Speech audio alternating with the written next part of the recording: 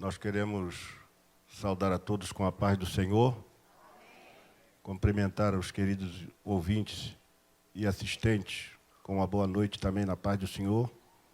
Nós vamos orar para entregar este evento nas mãos do Senhor, para que Deus nesta noite faça tudo aquilo que está no seu coração.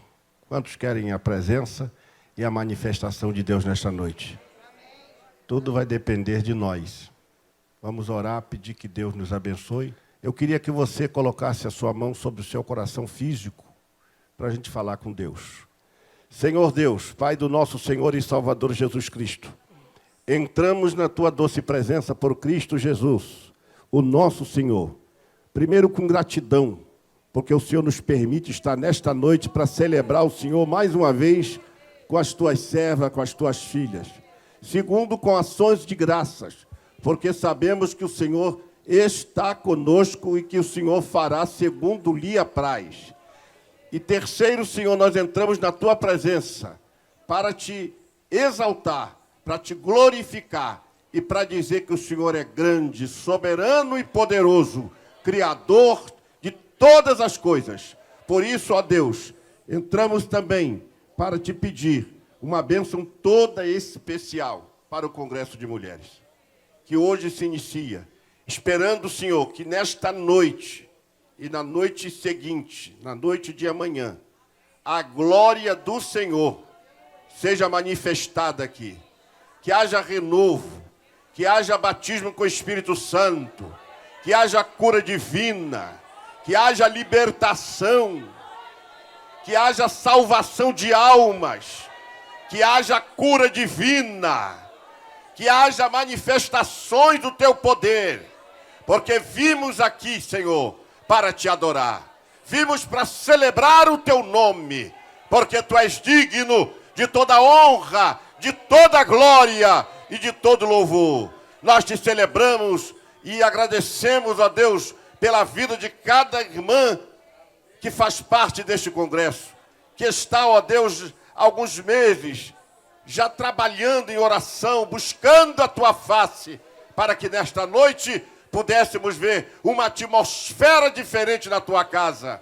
Por isso nós celebramos, entregamos nas Tuas mãos este evento, conclamamos a presença do Teu Espírito e debelamos toda a ação contrária do inimigo. Nós, ó Pai querido, nós em nome de Jesus expulsamos todo o mal que tentará de alguma forma atrapalhar, mas que o Senhor possa nos dar vitória, porque já é a vitória nossa pelo precioso sangue do Cordeiro. Nós Te celebramos, nós Te agradecemos, em nome de Jesus, e todos dizendo comigo, amém. Vamos aplaudir ao Senhor com muita alegria.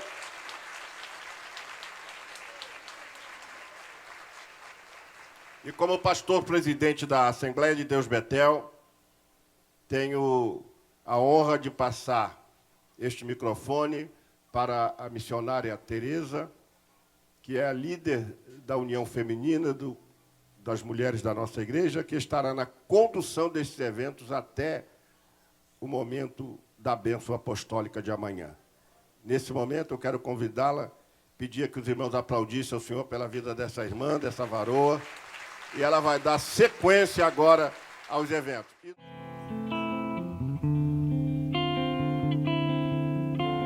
Santo Espírito, és bem-vindo aqui. Vem inundar, encher esse lugar. É o desejo do meu coração sermos inundados por Tua glória, Senhor.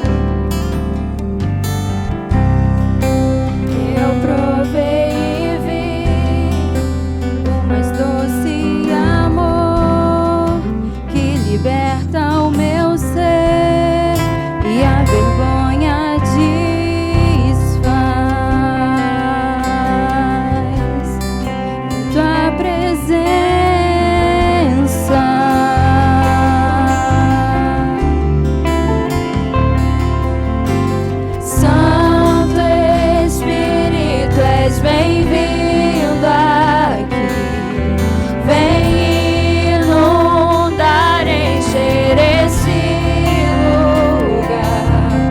É o desejo do meu coração, sermos inundados por tua glória, Senhor. Santo Espírito, és bem-vindo aqui, vem inundar, encher esse lugar. É o desejo do meu coração, sermos inundados por tua glória, Senhor.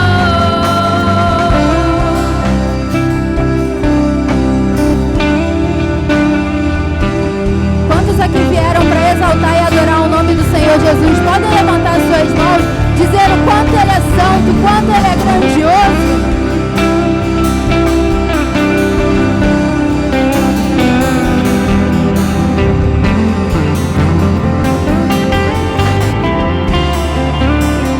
Vim para adorar-te, vim para prostrar-me, vim para dizer que és meu Deus.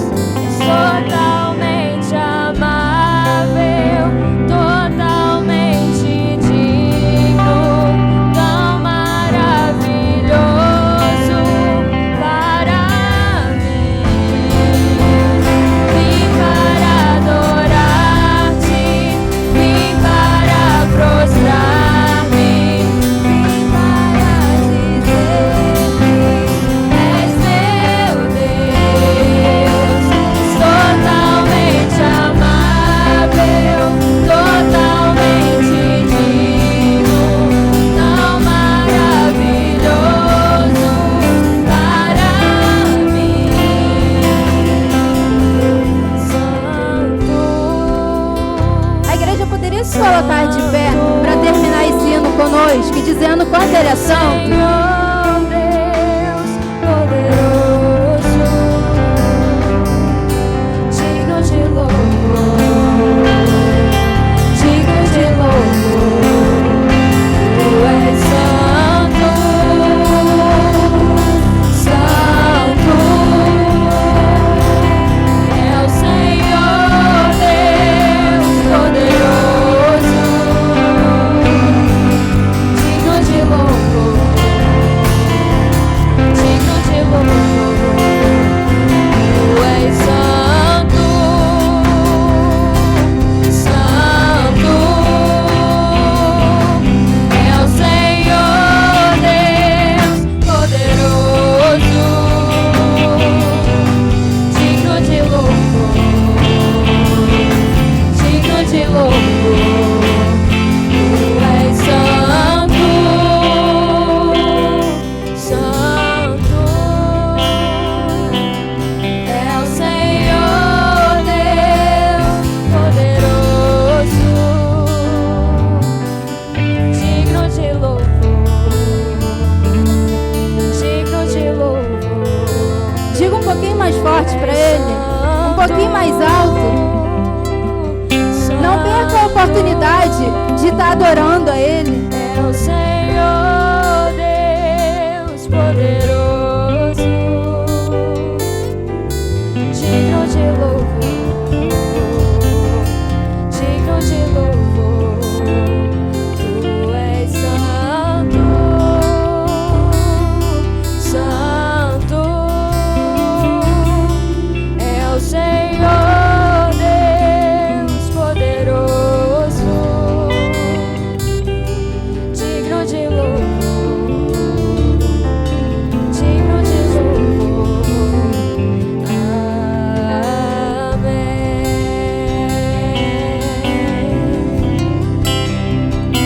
Nós agradecemos a oportunidade. Graças a Deus, louvado e exaltado é o nome do Senhor. Podem sentar, queridos. Aleluias. Nós estamos aqui para adorar o nosso noivo, né? Quem está esperando o noivo aí? Amém? Por isso entramos com a noiva dançando, porque estamos esperando o Cordeiro, estamos esperando o nosso noivo, que está voltando para buscar a sua igreja. Amém? Eu quero ler, aleluia, aqui a passagem onde está o nosso tema, que se encontra no livro de Romanos, capítulo 13, versículo 11, somente 2 versículos.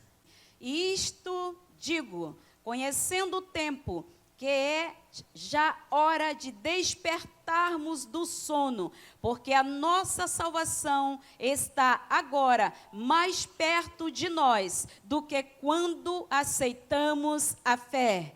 E a noite é passada e o dia é chegado. Rejeitemos, pois, as obras das trevas e vistamo-nos das armas da luz. Amém?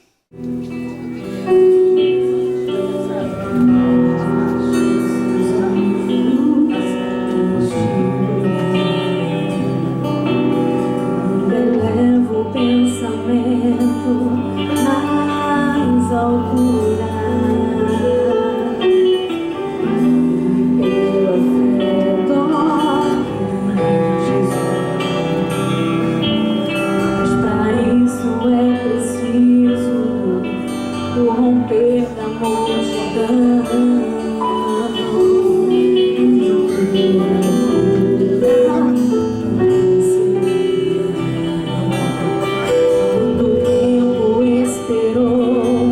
Não pare agora.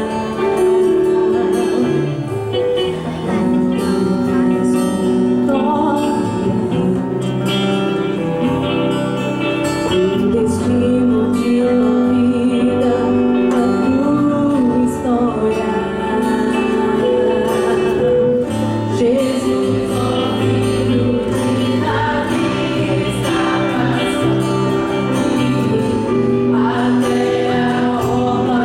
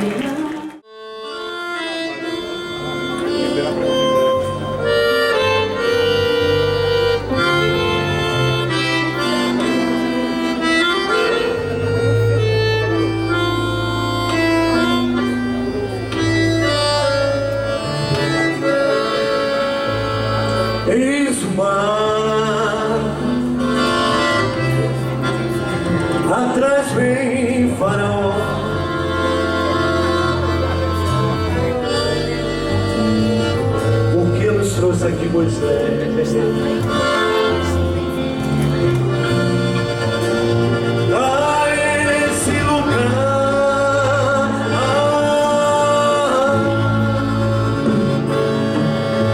Israel, assim lamentou então.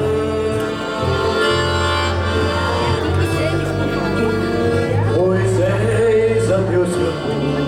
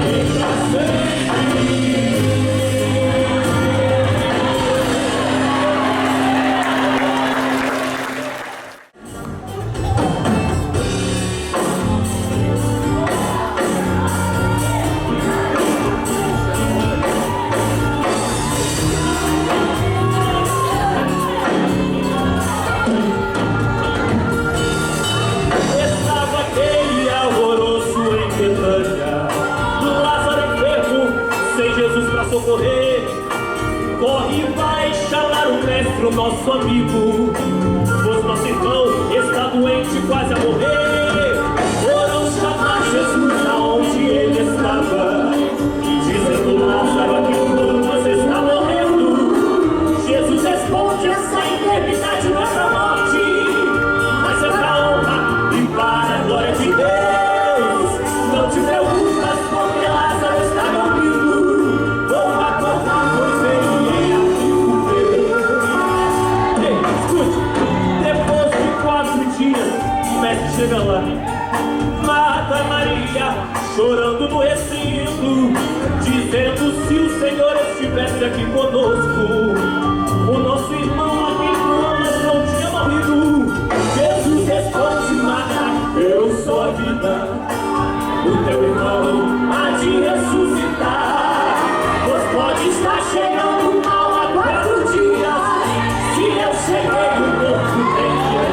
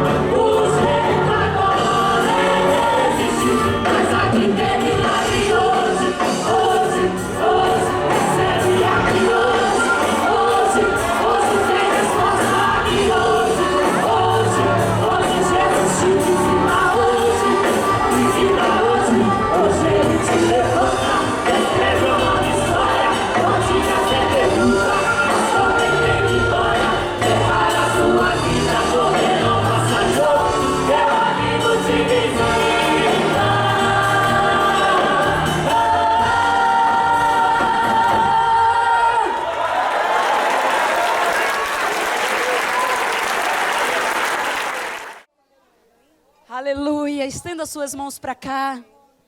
Amém. Deus eterno e soberano Pai, Senhor, nós entregamos a tua filha nas tuas mãos nesta noite, que vai estar ministrando a tua palavra aos nossos corações.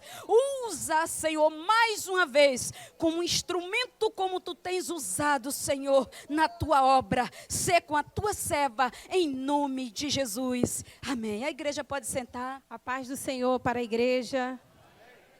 É com alegria e satisfação que mais uma vez eu recebo esta oportunidade de estar aqui fazendo aquilo que o Senhor tem me chamado a fazer, que é pregar a sua palavra. E eu louvo a Deus pela vida dessas mulheres abençoadas, né, por esta oportunidade de fazer parte desse evento nesta noite. De fato, eu fui impactada aqui com a presença do Senhor, como eu senti a presença de Deus neste lugar. E eu louvo a Deus pela vida dessas mulheres, pela escolha do tema, né, por esse look lindo, pelo profícuo trabalho de vocês, no sentido de consolidação desse evento, que eu sei que é um evento que será marcado na história desta igreja e na vida de muitas pessoas que estão aqui nesta noite. Eu louvo a Deus pela vida do pastor Paulo Afonso, por estar mais uma vez nos confiando este microfone e o púlpito de sua igreja para estarmos pregando a palavra de Deus, a vida dessa missionária, a missionária Tereza, que é a pessoa que entrou em contato conosco, né, para estarmos aqui nesta noite. Eu quero convidar a igreja, sem perca de tempo aqui na minha apresentação, e eu já me sinto muito à vontade nesta igreja, né, já me sinto fazendo parte desse corpo aqui, deste templo. E é maravilhoso quando a gente chega num lugar onde a gente se sente muito à vontade, onde a gente tem essa liberdade, né? E eu louvo a Deus pela vida de cada irmão aqui presente, como eu costumo dizer, que a graça do nosso Senhor e a paz que excede os nossos entendimentos, que possa continuar superabundando cada coração aqui. Aleluia. Eu quero te convidar a abrir comigo no texto que referencia o tema dessa festividade. Feliz de estar vendo aqui a minha amiga Fernanda. Aleluia, minha amada aqui também, que Deus possa continuar te abençoando. Carta aos Romanos, capítulo 13. Vou ficar apenas com o versículo 11, que é o versículo de referência para esse tema que diz que é preciso acordar. Então, quero te convidar a ler comigo apenas o versículo 11. Fico feliz aqui de rever amigos, né? As nossas amadas irmãs e os irmãos aqui da igreja do pastor Daniel. Transmito meu abraço ao pastor.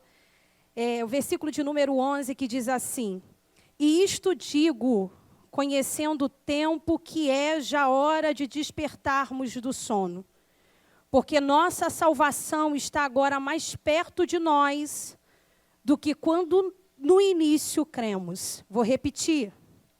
E isto digo, conhecendo o tempo, que é já hora de despertarmos do sono, porque nossa salvação está agora mais perto de nós do que quando no início cremos. Amém? Você perdeu a oportunidade de dizer amém. Tome o seu assento glorificando a Jesus, se você o tem. Agradecendo a Ele por esta palavra. Eu quero chamar a tua atenção aqui à frente, para que você entenda o que Deus deseja falar aos nossos corações através desse texto. Porque nós estamos diante de um texto que é cheio de revelações de Deus sobre as coisas que estão por vir. A carta aos Romanos representa aqui, sem dúvida, uma síntese mais elaborada da teologia paulina. Sob o aspecto histórico, nós vamos descobrir que ela ocupa uma grande importância porque foi o ponto de partida para a reforma protestante. Quem não lembra de Martinho Lutero, quando ele escreveu o seu comentário aos Romanos em 1515, já ali constatava as suas ideias sobre a justificação. Mais tarde, João Wesley, em Londres, em 1738, quando ele ouviu a leitura do prefácio ao comentário de aos Romanos de Lutero, ele pôde registrar no seu diário da seguinte forma: cerca de 8:45, enquanto ele descrevia a mudança que Deus opera no coração do homem pela fé em Cristo, eu senti um estranho calor aquecer o meu coração. Vi então de fato que cria em Cristo e somente em Cristo para dar-me salvação. De certo modo, a carta aos Romanos apresenta aqui a salvação como um ato das grandezas incomensuráveis de Deus, como resultado da morte sacrificial de Cristo na cruz do Calvário. Não como presente do homem para Deus, mas como presente de Deus para o homem. A salvação é apresentada nesta carta não como sentimentalismo ou algo que se aprende pela cabeça, mas como resultado da experiência do encontro que o homem tem com o Senhor. Porque ao encontrar-se com o Senhor, o peso do pecado é afastado de si, e os olhos começam a lacrimejar lágrimas de arrependimento. A pessoa passa a andar de cabeça erguida, declarando: livre estou, porque recebeu a salvação por intermédio do Senhor Jesus Cristo. Não obstante, quando eu olho para a carta aos Romanos, é possível dizer que esta carta representa um dos registros mais importantes para a igreja de todos os tempos. Foi a primeira carta escrita por Paulo para uma igreja que provavelmente ele não fundou. E nesse período eu descobri que Roma possuía aproximadamente 1 milhão de habitantes, formados por grupos étnicos distintos, vindos de toda parte do império, mas havia ali uma comunidade cristã, formada por judeus cristãos, por gentios convertidos, e alguns deles convertidos pelo trabalho de Paulo. Paulo desejou muito visitar a igreja em Roma, e por isso ele mandou-lhe esta carta de Corinto, da casa de Gaio, um cristão rico da cidade, por intermédio da sua terceira viagem missionária. Esta carta foi escrita no 4º ano de Nero, o imperador de Roma, e nesta carta, Paulo apresenta o Evangelho de Cristo, mas com uma convicção profunda nascida de sua experiência. Porque Deus, em todo tempo, Ele usou homens para seu serviço, mas quando Ele precisou de um valente obreiro, Ele foi buscá-lo nas fileiras do inimigo, transformando Paulo no verdadeiro apóstolo dos gentios. Então, mais uma vez, o poder de Deus, a imensa graça do Senhor se manifestaram a fim de transformar a vida de um homem comum num verdadeiro baluarte do Evangelho. Por isso que olhar para esta carta, eu vejo nesta carta uma celebração da fé que atesta uma intervenção fundamental nos acontecimentos humanos. Esta carta é a descoberta de uma existência cotidiana, inteiramente envolta no manto de maravilhosa benevolência. Ela é a separação da velha vida, é um movimento para a liberdade. É uma carta que nos ensina aqui que a vitória não expressa apenas o resultado daquilo que conseguimos conquistar, mas também revela o fruto daquele por quem nós fomos conquistados. E nesse texto desta carta, que referencia o tema deste congresso, Paulo está advertindo a igreja em Roma sobre a escassez do tempo. Parece que Paulo está aqui preocupado muito mais do que a brevidade do tempo. Paulo adverte a igreja em Roma sobre a urgência de estar preparada. Ele está falando, apontando para a vinda do Senhor Jesus Cristo. Ele está falando para o retorno de Jesus Cristo, a fim de arrebatar a sua igreja. Porque parece que o povo, parece que essa expectativa se nublou, se desvaneceu por parte da igreja. Porque algumas pessoas estavam vivendo como se Jesus nunca mais fosse voltar. Estavam indiferentes aos sinais do tempo, aos sinais da sua vinda.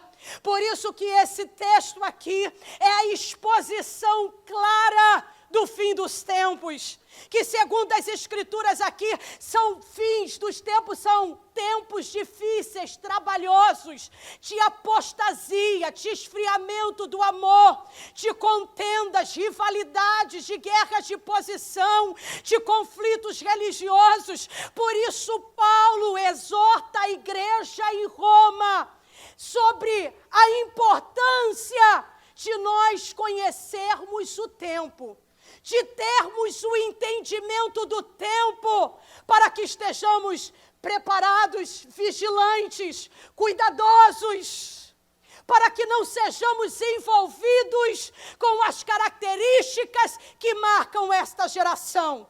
Paulo está advertindo a igreja para que tenha o conhecimento do tempo em que nós vivemos, para que tenha o discernimento do momento, porque parece que nós estamos vivendo como se não soubéssemos nem que horas são. É como se estivéssemos conduzindo o nosso relógio, como se Jesus estivesse muito distante para voltar, como se Jesus não fosse voltar enquanto é tempo. Por isso Paulo está advertindo a igreja aqui, porque quando nós dormirmos em relação a esta verdade, quando estamos distraídos sobre a promessa da vinda de Cristo, é como se nós não tivéssemos entendimentos do momento. É como uma verdadeira apatia da fé. E é por isso que precisamos estar em alerta, e Paulo está advertindo a igreja a respeito disso. Porque Deus não derrama a sua taça de julgamento e de juízo sem antes tocar a trombeta. Os sinais são como a trombeta de Deus, como um alerta para a igreja. Cada sinal é como Jesus estivesse dizendo à igreja: eu estou voltando. Ele prometeu que voltaria. Ele disse: eis que venho sem demora. O mesmo Cristo que disse que assim como ele foi, subiu ao céu, ele voltará. E eu me lembro que o próprio Martinho Lutero dizia que nós devemos viver como se Jesus tivesse morrido ontem, ressuscitado hoje, que voltasse amanhã. Mas, lamentavelmente, nós estamos vivendo uma era em que as pessoas estão sendo dominadas pela indiferença. Estão fechando os olhos para as injustiças do seu tempo, ignorando o clamor e o sofrimento dos necessitados. Estamos vivendo uma era em que as pessoas já nem mais denunciam a corrupção daqueles que estão empoeirados no poder. E esse sentimento de indiferença não pode alcançar a igreja. O povo de Deus não pode compactuar com poderes políticos que consolidam sistemas injustos. Irmão, a sua voz pode até não chegar a Brasília, mas o que você tem feito dentro dos limites aonde você pode atuar? Você tem sido complacente, tem fechado os olhos para a injustiça, tem ignorado o pecado no seu tempo, mas está na hora da igreja tocar a trombeta. Há uma grande necessidade nesses dias. Deus quer levantar profetas nesses dias, nessa geração. Profetas que não corrompem os seus princípios. Profetas que não se vendem aos ricos, que não se deixam comprar pelos poderosos. Profetas que não abrem mão da sua integridade por promoções e subornos. Profetas íntegros, mesmo que o meio tente convencê-lo do contrário. Deus quer levantar profetas que não têm medo de dizer que o julgamento está às portas, que não tem medo de falar a verdade, mesmo que custe amigos, agenda, reconhecimento, tapetes vermelhos, holofotes, aplausos. Profeta que não tem medo de colocar o dedo na ferida e dizer o que tem de ser dito, porque a verdade não dói, igreja. A verdade liberta. Deus quer levantar profetas aqui nesta noite. Profetas que não têm medo de perder a cabeça por falar a verdade. João Batista perdeu a cabeça, mas não deixou de falar a verdade. 35 pastores na Colômbia foram assassinados pela guerrilha porque falaram a verdade. Mateus sofreu martírio pela espada na Etiópia. Lucas foi arrastado por um animal. Marcos foi arrastado por um animal pelas ruas de Alexandria até morrer. Lucas foi enforcado numa oliveira na Grécia. João foi lançado numa caldeira de óleo fervente. Foi desterrado para a ilha de Pátimo. Morreu de velhice em Éfeso, todo deformado. Tiago, irmão de João, foi decapitado por ordem de Herodes em Jerusalém. Tiago, menor, jogaram ele do templo abaixo e quando verificaram que ele ainda respirava, terminaram de matá-lo a pauladas. De Bartolomeu, arrancaram a pele dele por ordem de um rei bárbaro. Tomé foi amarrado numa cruz, mas quem disse que ele parou de dizer a verdade? Ele pregou o evangelho de Cristo até a sua morte. Pedro foi crucificado de cabeça para baixo. Paulo foi decapitado por ordem de Nero, o imperador. O que eu quero dizer é que pode até matar o profeta, irmãos, mas a profecia proferida pela sua boca não matam.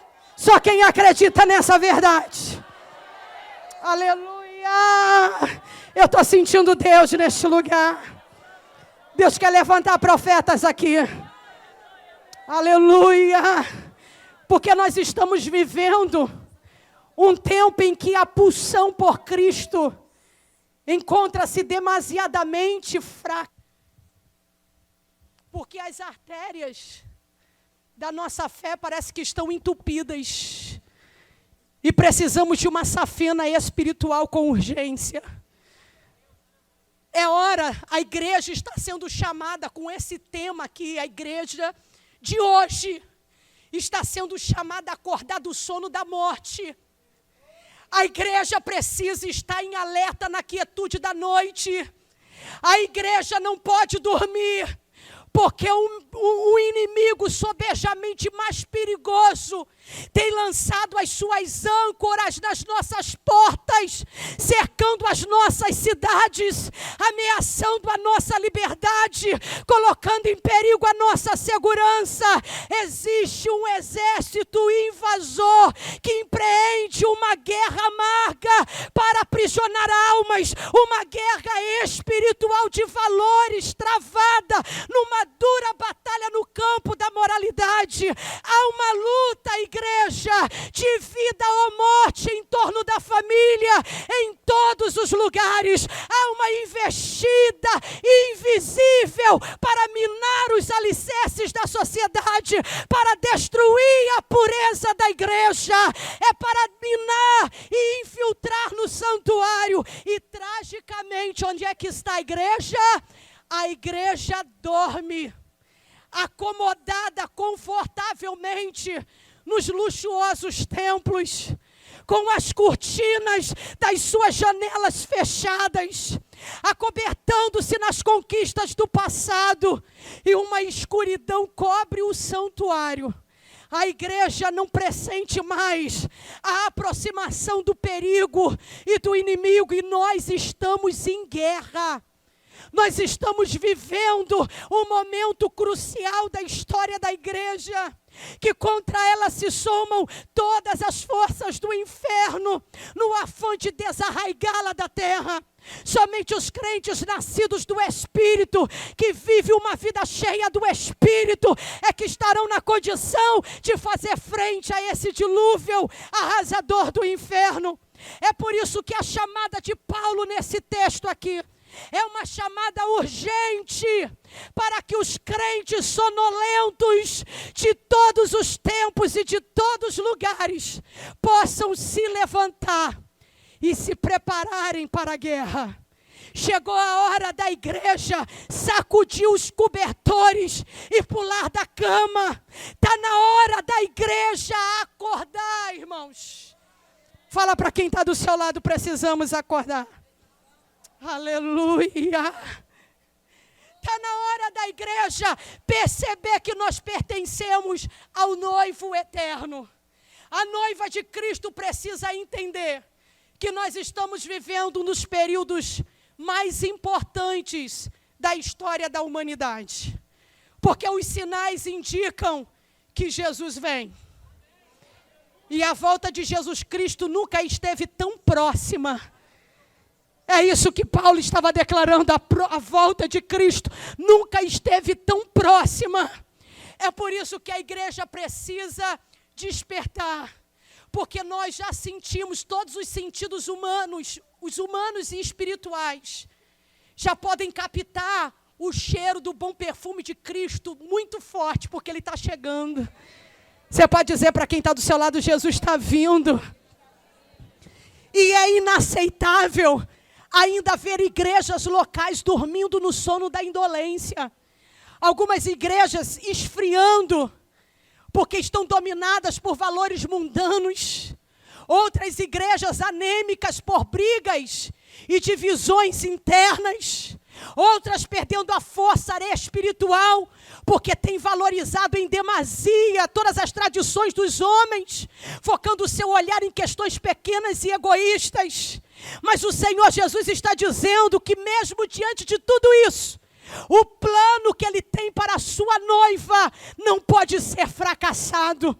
Mesmo que os homens inventem atividades que desloquem a pregação do Evangelho de Cristo, mesmo que a igreja adormeça, o Espírito Santo não dorme e Ele permanece de pé, e a qualquer momento Ele vai anunciar: aí vem o esposo, sai-lhe ao encontro. E é nesse momento glorioso, igreja, que a trombeta do arcanjo Miguel vai soar. E será ouvida a marcha nupcial. E a igreja de Cristo vai ser arrebatada para o encontro de Jesus nos ares. Quem vai estar lá? Quem vai estar lá? Eu vou. Diga para quem está do seu lado: eu vou estar lá. Aleluia. Hoje eu vim aqui para dizer com essa mensagem que o fim está próximo. Existe um manto de escuridão que cobre o mundo. A areia está caindo rapidamente na ampulheta de Deus. Oh, meu irmão, todos os sinais indicam que Ele vem. E talvez esse seja o último grito de alerta. Há um profundo senso de urgência aqui, para que ouçamos a advertência do Senhor Jesus Cristo nesta noite. Esse alerta final vem do próprio Deus, daquele que está sentado no trono do universo que rege todas as coisas. Esse alerta final aqui é para a igreja que está adormecida, sonolenta, para que ela desperte. Porque parece que nós estamos muito preocupados em transformar o mundo, mas de maneira errada. Porque a chave para transformar o mundo é pelo avivamento da igreja e não consertando o governo. Uma das maiores necessidades da igreja nesses últimos dias não é de um político revolucionário. Nós não precisamos de mudanças, não é a maior necessidade a mudança no governo. A maior necessidade da igreja não são de largos orçamentos, de tecnologia, de mapa organizacional. A maior necessidade da igreja é do poder do Espírito Santo desencadeado em nossas vidas. Precisamos esvaziarmos de nós mesmos nesta noite para sermos cheios do Espírito Santo. Aleluia! Porque a igreja, irmãos, precisa ser igreja. A igreja precisa ser noiva imaculada. Ser virgem pura, que não flerta com o mundo. Precisa ser noiva santa, que não se contamina. E por isso que a maior necessidade hoje para a igreja é acordar do sono do conformismo. Porque estamos nos conformando com muitas coisas. Nós precisamos de um reavivamento que exalte a Cristo, que traga a convicção de espírito, que rejeite o mundo, que purifique pecados. Precisamos acordar do sono do conformismo, porque estamos nos conformando com adoração morta, adorando no santuário da tradição, como se Jesus ainda tivesse morto e enterrado. Estamos vindo para a igreja, estamos mais preocupados em cultuar as pessoas, porque eu nunca vi tantos cultos para atender tantas necessidades do homem. É culto da vitória, culto da bênção, culto das causas perdidas. E eu fico me perguntando qual vai ser aquele culto que vamos de fato para cultuar ao Senhor e declarar, como disse Davi: o louvor te aguarda em Sião. Porque a igreja, ela não é um museu para santos passivos, mas é uma infantaria para trabalho ativo. Nós estamos nos conformando com mensagens vazias e mortas, ministradas por pessoas cheias de eloquência, mas sem o calor do Espírito Santo.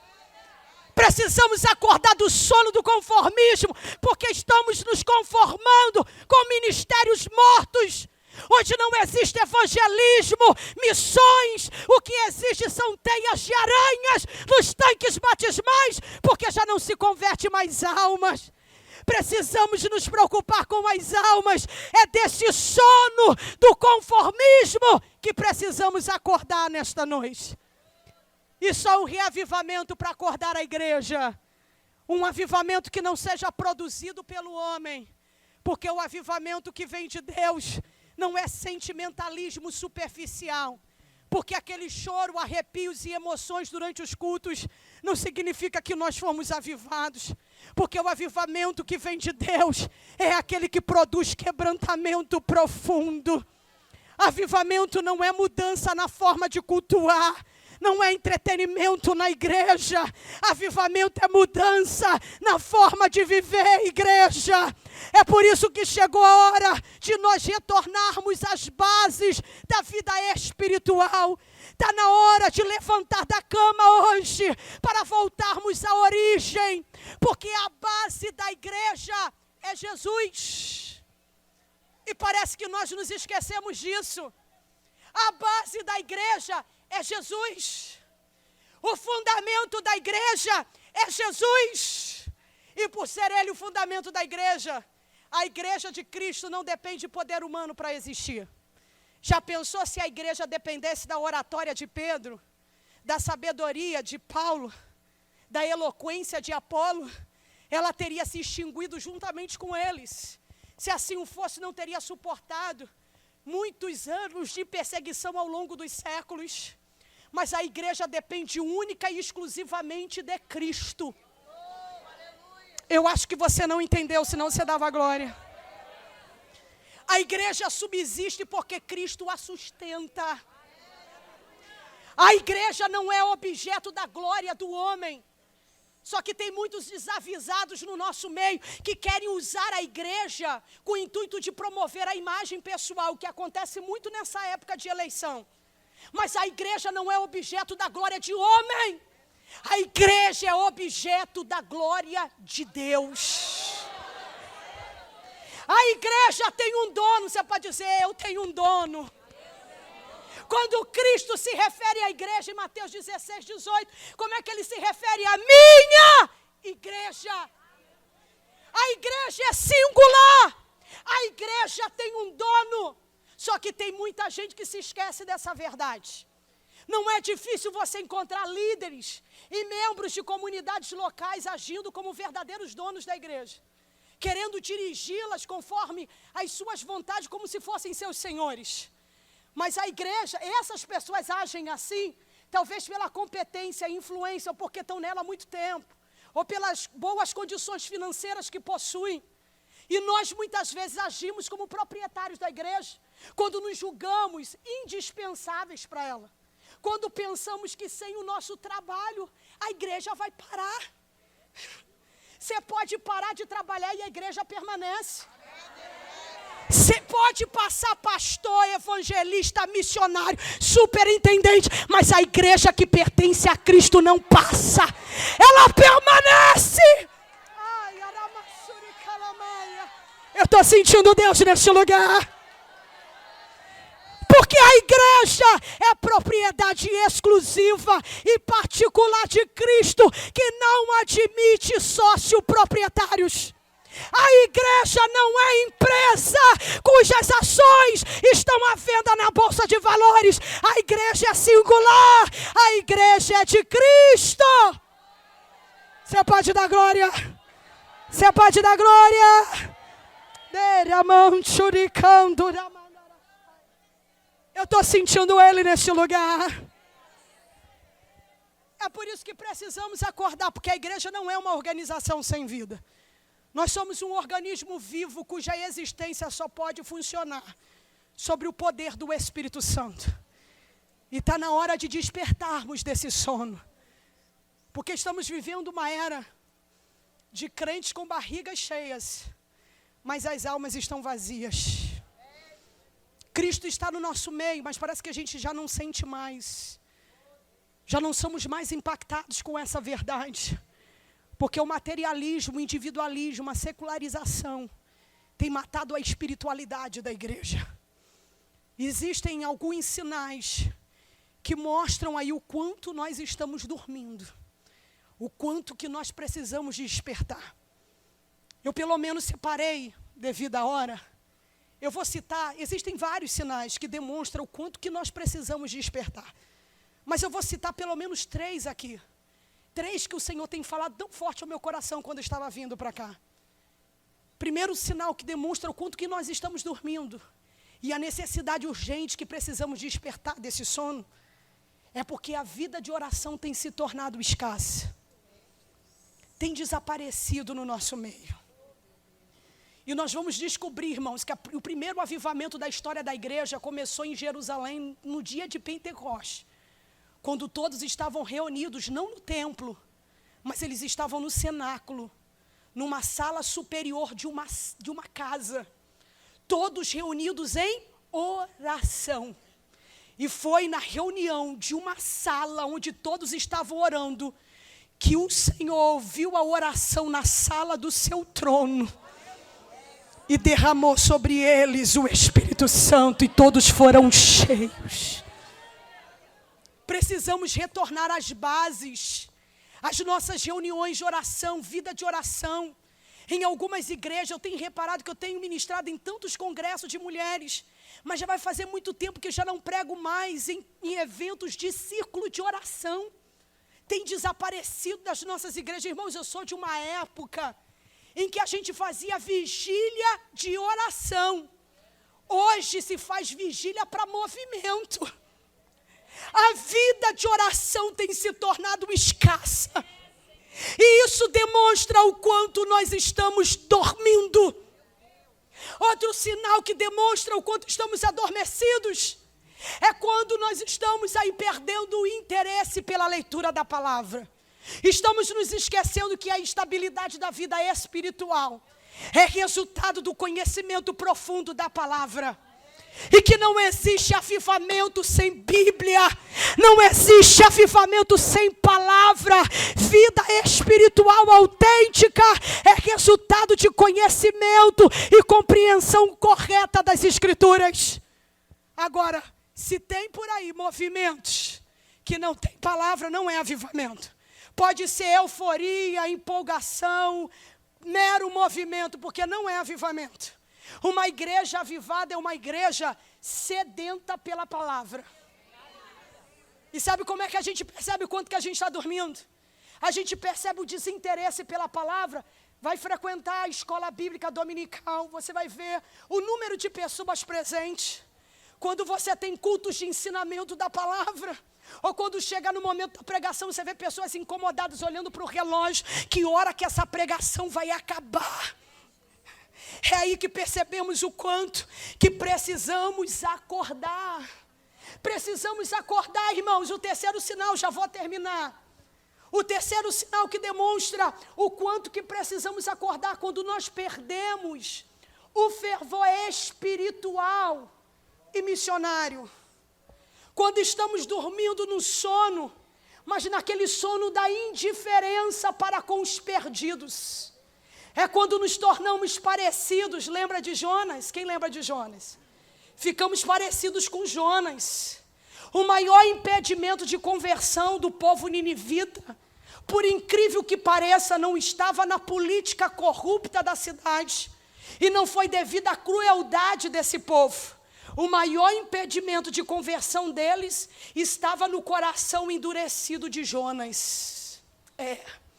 Era um povo cruel, era, porque por coincidência o nome da cidade Nínive deriva de Nina, uma deusa do amor e da guerra, onde os assírios chamavam ela de rainha dos céus. A violência e a imoralidade marcavam a existência dessa cidade. O povo era tão cruel, sabe como eles tratavam os vencidos das guerras? Empilhando as cabeças nos muros como monumentos, decepando as mãos, vazando os olhos. E para Jonas, se Nínive caísse, evitava que o povo de Israel fosse derrotado mais tarde. O problema de Jonas é que ele tem uma teologia rígida, e ele não desejava mudar nenhuma de suas convicções. Ele sentia-se satisfeito por permanecer como estava. Era um homem que conhecia as Escrituras na sua cabeça, mas nunca as havia aplicado no seu coração. E quando a gente olha para Jonas, e eu vejo que muitas vezes no nível, né, da obediência, nós sabemos até o caminho a seguir. Mas no nível dos planos concretos, nós continuamos a refutar. Quando não a caminhar na direção oposta. E a situação vai ficando mais difícil quando nós travamos uma espécie de guerra surda contra a vontade de Deus. Porque Deus fala e a gente finge que escuta. Deus manda, a gente disfarça e finge que não entende. E aí nós muitas vezes queremos reinterpretar a nossa vocação. E nós muitas vezes desenvolvemos linguagens e processos decisórios que correspondem muito mais à nossa agenda do que a de Deus. E queremos fazer a missão do nosso jeito. E aí nos tornamos que nem Jonas. Porque Jonas desobedeceu à vontade de Deus, não foi por ignorância. Não foi porque ele não foi capaz de entender a orientação divina, porque Jonas não era neófito. Deus jamais mandaria um profeta sem tarimba espiritual para pregar para o povo de Nínive, cuja capital fazia tremer de medo o povo judeu, o povo de Israel. Então Deus manda um profeta maduro, suficiente para tão implicada e difícil missão. Mas sabe qual era o problema de Jonas? É que tem sido o problema de muita gente. É a tentação da experiência acumulada. Foi por se achar com tarimba espiritual suficiente que ele se viu capaz de codeterminar a missão recebida. E ele se esqueceu de quem o comissionara e de que ele era apenas comissionado, enviado, mensageiro da divindade. E como Jonas, quando nós queremos codeterminar a missão de Deus na nossa vida, nós erramos feio. É um grave erro. Por quê? Porque quem escreve a agenda do teu ministério e quem determina a prioridade não é você, mas é Deus. Acho que você não entendeu, senão você dava glória. Quem determina é Deus.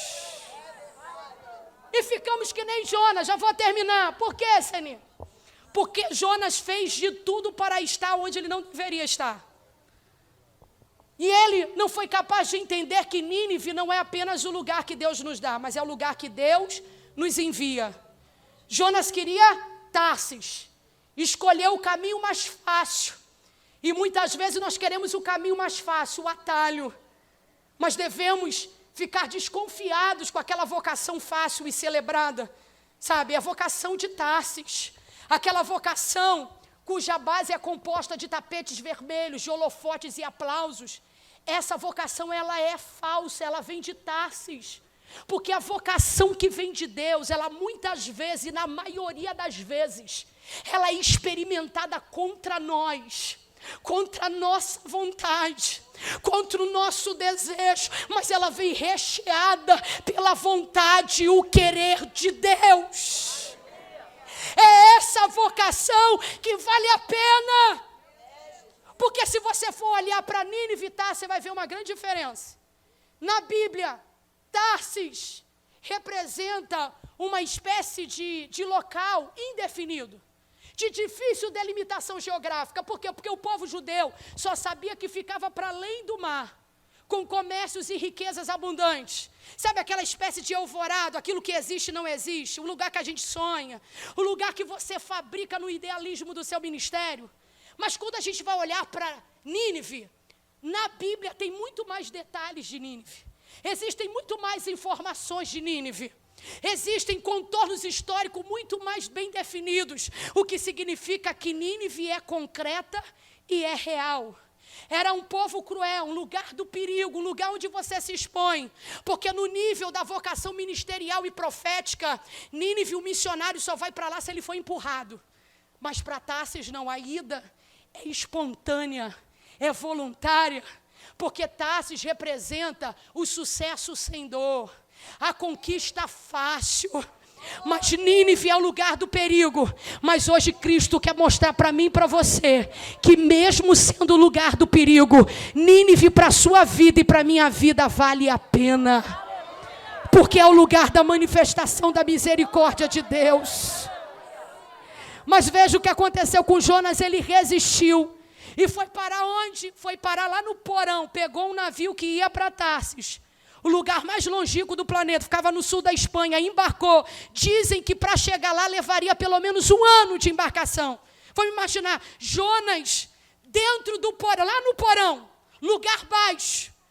E naquele momento em que o Senhor lançou um forte vento, fez-se uma grande tempestade, parece que os marinheiros estavam mais sensíveis aos sinais daquela tempestade do que o cristão Jonas. Preces de desespero são erguidas aos céus. Homens pagãos, apegados a várias divindades, cada um clamando pelo seu Deus. E aonde é que estava o cristão Jonas? É irônico falar isso. Mas o único cristão naquele navio que poderia fazer uma oração verdadeira ao Deus verdadeiro não estava em condições de fazê-la. Porque, Senhor, por 2 razões. Primeiro, porque ele estava dormindo. Segundo, porque ele estava em fuga de Deus.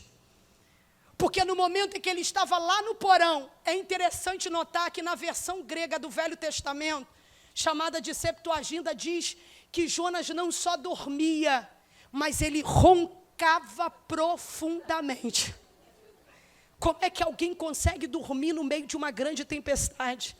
Parece engraçado, mas muitas vezes nós estamos assim, no meio de um caos e a gente consegue ainda roncar. Está na hora da igreja despertar, irmãos. Porque o perigo de dormirmos assim, a Bíblia revela isso. Mateus 13, 24 e 25. Lembra daquele homem que foi semear a boa semente no seu campo. Enquanto os homens dormiam, o inimigo foi lá e plantou o joio no meio do trigo. Cuidado com determinados sonos espirituais na nossa vida. Porque enquanto você dorme, o inimigo pode tirar aquilo que é seu. Lembra de 1 Reis, capítulo 3, versículo 16? Daquelas 2 mulheres prostitutas quando foram até Salomão. Enquanto 2 mulheres tinham filhos, só que um dos filhos de uma daquelas mulheres morreu. E quando deu meia-noite que a outra foi dormir, ela foi lá, aproveitou o sono da companheira para tomar o filho vivo e colocar o seu filho morto no lugar do filho vivo da outra mulher. Cuidado com determinado sono. Eu lembro de Atos capítulo 20, no versículo 7, quando Paulo estava num sermão e ele estendeu o seu sermão até meia-noite. Lembra daquele jovem que estava sentado na janela do 3º andar ali, todos reunidos, mas Paulo estendeu e aquele jovem foi dominado por um profundo sono, que ele caiu da janela do 3º andar e morreu. Existem sonos da morte na nossa vida e precisamos acordar nesta noite. Você pode se colocar de pé. O Senhor está nos convidando a acordar. Dá sol maior. Aleluia. Aleluia. Eu estou sentindo Deus neste lugar. Você está sentindo? Está na hora de acordar. Precisamos acordar nesta noite. Porque a qualquer momento vamos ouvir o Espírito Santo bradar: aí vem o esposo. E se você estiver dormindo sem reserva de azeite, é perigoso demais. Se você estiver dormindo sem reserva de azeite, a qualquer momento em que ouvimos o chamado, a trombeta soar, nós podemos ficar. Mas precisamos acordar, e esta mensagem de Paulo hoje é um alerta para a igreja, para a minha vida e para a sua vida. Eu sei que esta mensagem é um despertamento espiritual, é uma chamada de restauração hoje, da doutrina, da pureza, do fervor espiritual da igreja. Aleluia. E eu quero te convidar nesta noite a levar a mão no seu coração. Sol maior, sol maior. Com gemidos e palavras não podem explicar, quando eleva, Pai, as minhas intercessões, quando eu dobro os meus joelhos em meio às tribulações, Ele ouve o gemido do meu coração. Oh, Jesus, eu te confesso, não dá pra viver. Você pode declarar isso. sem sentir a tua presença no meu ser. Sou eterno dependente, ser humano tão carente. Estou de novo aqui e quero o seu poder. Você pode declarar nesta noite: ainda que pra te servir, Jesus, eu tenho que chorar. Te servirei, porque comigo estarás.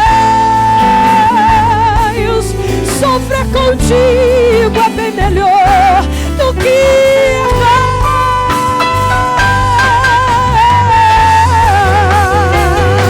Perdoa-me, Senhor, porque às vezes não consigo nem aramancho de candaramai. Logo as lágrimas, Senhor, vem molhar como sinal que tu estás nesse lugar. Aleluia. Ó Jesus, a ti confesso, não dá pra viver. Você pode declarar isso sem sentir a tua presença no meu ser, Senhor. Sou eterno dependente, ser humano tão carente. Estou de novo aqui e quero o seu poder. Declare isso nesta noite. Ainda que pra te servir, Jesus. Oh, aleluia.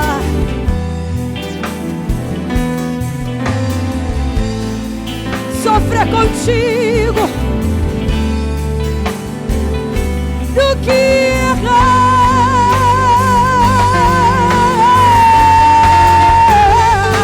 Perdoa-me, porque às vezes não consigo nem falar. Oh, Senhor, olha o que Ele faz nesta noite. Vem molhar como sinal que tu estás neste lugar.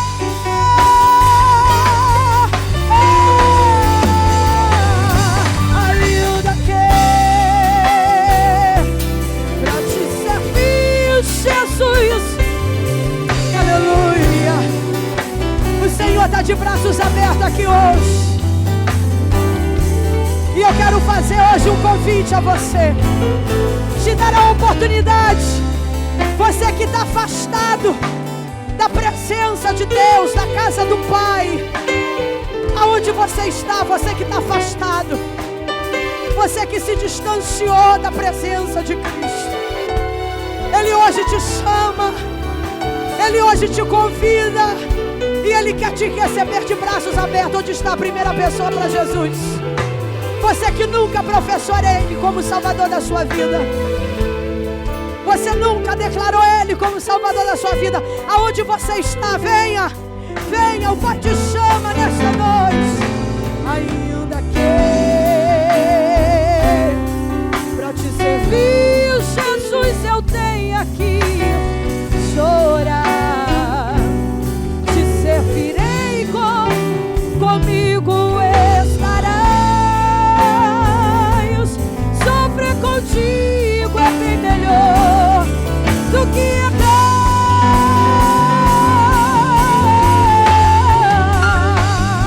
Perdoa-me.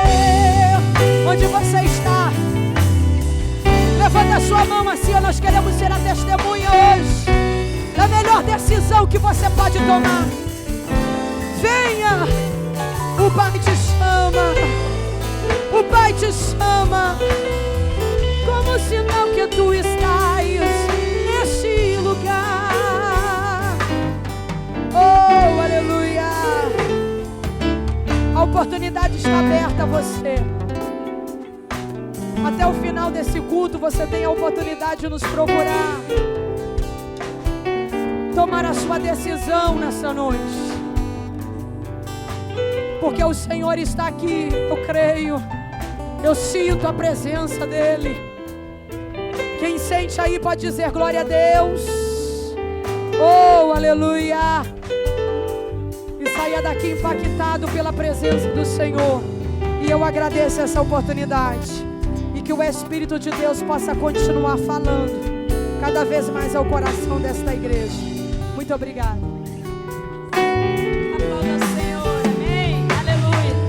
Deus é tremendo, que Deus continue abençoando a missionária Semi da hora, né? Continue usando ela ainda mais. Nós vamos estar com as considerações finais com o nosso pastor presidente, pastor Paulo Afonso, amém? E vamos estar encerrando já já, em nome de Jesus. Sente um pouquinho, amém? Pastor.